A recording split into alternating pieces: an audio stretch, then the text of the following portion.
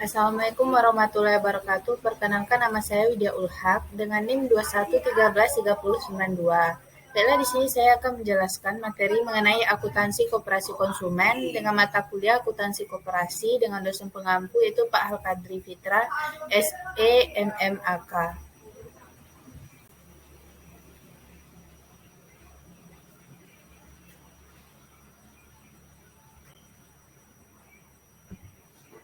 Baiklah, materi yang akan saya jelaskan yaitu materi pertemuan 6.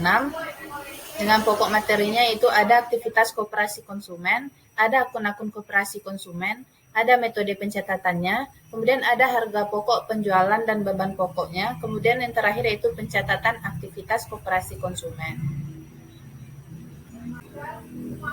Baiklah, di sini saya akan menjelaskan satu persatu dari materinya. Yang pertama yaitu aktivitas koperasi konsumen. Aktivitas koperasi konsumen ini yaitu koperasi konsumen adalah koperasi yang anggotanya terdiri dari para anggota konsumen akhir atau pemakai barang ataupun jasa. Kegiatan utama dari koperasi konsumen ini adalah yaitu untuk melakukan pembelian bersama. Aktivitas koperasi konsumen dapat dikelompokkan dalam 4 kelompok utama, yaitu ada pembelian, ada pengeluaran kas, ada penjualan, dan ada penerimaan kas. Nah, karena tidak memproduksi sendiri produknya, koperasi konsumen harus membeli barang-barang yang akan dijualnya. Barang yang akan dijualnya tersebut dapat dibeli secara langsung dari produsen ataupun melalui agen tunggal atau distributor yang ditunjuk oleh seorang produsen. Nah, untuk membeli barang-barang tersebut, koperasi harus mengeluarkan uang sebagai bukti pembayarannya, baik pada saat terjadinya transaksi maupun di kemudian hari. Setelah barang dagangan dibeli, koperasi harus melakukan aktivitas penjualan pada konsumen langsung yang menjadi anggota koperasi maupun yang bukan merupakan anggota koperasi atau yang biasa kita sebut itu non-anggota. Nah, dari aktivitas penjualan barang ini, koperasi akan memperoleh penerimaan uang dari pelanggannya. Nah, seperti itulah aktivitas koperasi konsumen. Selanjutnya yaitu akun-akun koperasi konsumen. Ada 13 macam akun-akun pada koperasi konsumen. Yang pertama ada pembelian, yang kedua ada partisipasi bruto anggota, yang ketiga ada partisipasi neto anggota, yang keempat ada pendapatan dari non-anggota, yang kelima ada beban perkoperasian, kemudian ada sisa hasil usaha, ada persediaan, harga pokok penjualan, beban pokok, potongan penjualan, retur penjualan, potongan pembelian, dan beban operasi. Baiklah, di sini saya akan menjelaskan satu persatu apa itu akun-akun akun-akun pada koperasi konsumen. Yang pertama itu pembelian. Pembelian yaitu akun yang hanya digunakan untuk menampung aktivitas pembelian barang dagangan oleh suatu koperasi. Kemudian yaitu akun partisipasi bruto anggota, yaitu kontribusi anggota kepada koperasi sebagai imbalan atas penyerahan barang dan jasa kepada anggota yang mencakup harga pokok dan partisipasi neto.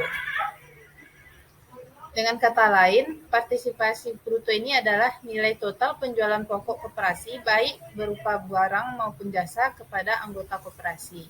Kemudian yaitu partisipasi neto anggota. Partisipasi neto anggota adalah laba yang timbul akibat penjualan produk koperasi baik berupa barang maupun jasa kepada anggota koperasi. Kemudian yaitu pendapatan dari non-anggota, yaitu penjualan barang dan jasa kepada pihak selain anggota dari koperasi. Nah, hal ini berarti penjualan produk koperasi kepada masyarakat umum atau masyarakat di sekitar. Selanjutnya itu beban perkoperasian. Beban perkoperasian yaitu beban yang berkaitan dengan gerakan perkoperasian dan tidak berhubungan dengan kegiatan usaha. Kemudian yaitu sisa hasil usaha atau yang sering kita dengar atau yang sering kita kenal itu SHU.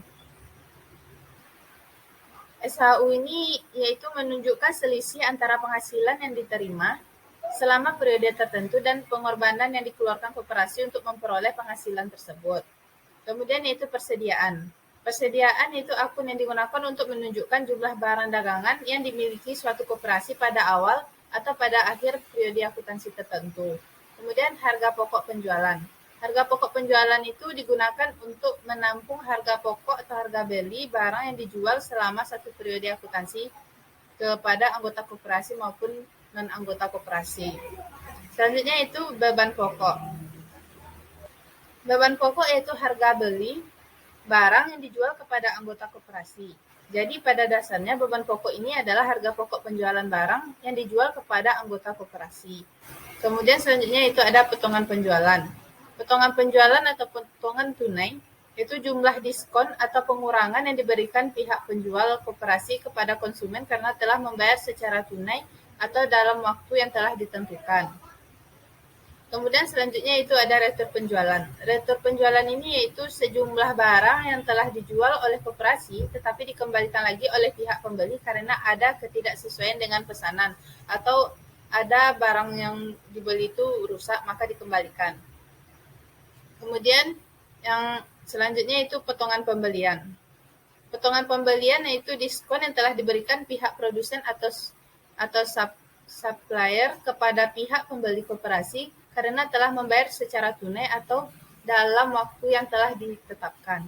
Kemudian yang terakhir yaitu beban operasi. Beban operasi yaitu pengorbanan ekonomis yang dilakukan koperasi untuk memperoleh barang dan jasa dalam rangka menjalankan kegiatan utama koperasi. Beban operasi ini terdiri dari berbagai beban seperti beban listrik, beban telepon, beban gaji pegawai, dan beban air.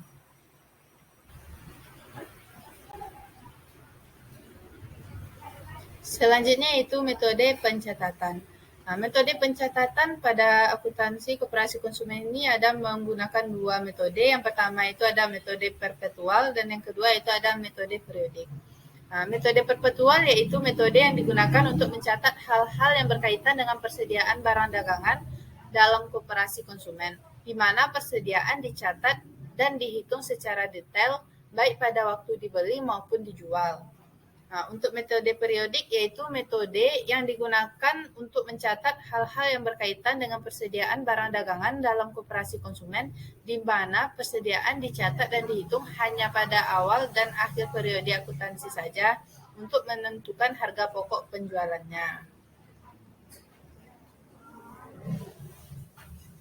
Selanjutnya yaitu HPP atau harga pokok penjualan dan beban pokok.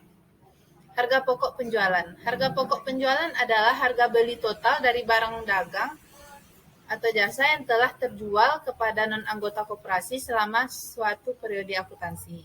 Jadi HPP ini dapat dihitung dengan menjumlahkan persediaan awal barang dagangan dengan pembelian bersih selama satu periode dan dikurangi dengan jumlah persediaan barang dagangan pada akhir periode akuntansi. Kemudian untuk beban pokok ini adalah harga beli total dari barang-barang yang telah terjual kepada anggota koperasi selama suatu periode tertentu. Selanjutnya yaitu pencatatan aktivitas koperasi konsumen. Itu pencatatan aktivitas pembelian dan penjualan koperasi konsumen itu dapat menggunakan dua metode, yaitu dengan metode perpetual dan metode periodik. Metode perpetual ini mengharuskan koperasi memiliki kartu persediaan barang dagangan dalam pencatatan dan pengendalian barang dagangan di gudang. Perubahan jumlah dan nilai stok akibat keluar masuknya barang dagangan di gudang akan tercatat dengan jelas dalam kartu stok tersebut. Sementara itu, metode periodik tidak mengharuskan disediakannya kartu stok untuk mencatat arus keluar masuk barang dagangan. Untuk mengetahui jumlah dan nilai stok pada suatu saat, pihak manajemen koperasi harus menghitung fisik persediaan barang dagangan atau yang biasa disebut dengan stok opening yang terlebih dahulu. Cukup sekian penjelasan dari saya. Apabila ada kesalahan dan pengucapan dan kekurangan dan penampilan video materinya, saya mohon maaf. Saya akhiri dengan wabillahi taufiq wal hidayah. Assalamualaikum warahmatullahi wabarakatuh.